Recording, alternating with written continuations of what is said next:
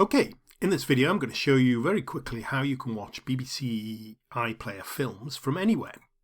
Okay, so BBC iPlayer is the BBC, which is the UK's national broadcasting company, and it's actually quite well known for lots of documentaries and movies and stuff like that. But it's not accessible outside the UK. If you try and access it, you'll get this. Sorry, BBC iPlayer isn't available in your region. Okay, so we can't show you the films or anything like that because it won't play them. Basically, what's happening is BBC is looking, although I've got a BBC account, I've actually got a BBC TV, UK TV license as well, because I'm not in the UK at the moment and my IP address is not British, so it won't work. So anybody will get this from outside the UK. So what can I do about it? Well, need your IP address and use a UK one instead. Right, now I'm going to use something called a VPN service, but before I go there, I should point out that the BBC blocks loads of these VPN services. Now, VPN is a virtual private network, and basically it's an encrypted tunnel between your device, whether it's a phone, a tablet, a PC, or whatever, and a VPN server.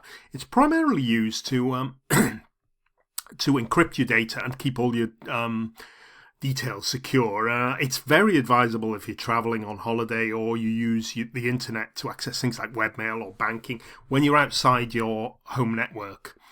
So if you do things like in cafes and hotels and libraries, that sort of stuff. But it's also used for hiding your location, because when you're connected to one of these VPN servers, any website, any application online will only see the IP address of your server, which is perfect for watching the BBC. Now, back to the one I use. I use something called NordVPN, and the problem is BBC knows about VPNs. They know that millions and millions, and literally millions of people use them to access the BBC, and they blocked loads of them. NordVPN has sort of fought back and optimized some of its servers. Now, these are the servers it's optimized, and these won't get blocked, or they make a special effort to make sure they're not getting blocked. Let me just pick one, 1911. I'll show you now how it works. Let me start the VPN service. Here we go. Where's the VPN? There we go. There's the VPN service. This is NordVPN. And as you can see, it's got servers all over the world. But I want a server in the UK. Where have I gone now? There we go. I want a server in the UK. Now, instead of clicking on UK, that will give me a random fastest server from my current location. I don't want to do that. I want to use one of those servers that I used before. So let me just show you. Right, it was 1911, wasn't it? If I just put one of the numbers in the search thing, I can pick an individual server. Now, this is one that's optimized for the BBC. Okay, so I'll just connect to that, and I'll just roll that down. And when we're going to go back to the BBC, and I'm going to show you some of the films and the movies on BBC iPlayer now. Okay, so now I can try again going to BBC iPlayer. You can see I don't get the message there, and I've gone into my BBC iPlayer account. The BBC iPlayer accounts are free, but you need to make sure you have a VPN connected or create the account in the UK. They'll ask you if you've got a British TV license. Just say yes to that because there's no check. Okay, so I'm in BBC iPlayer now. Let's just go and have a look at the movies.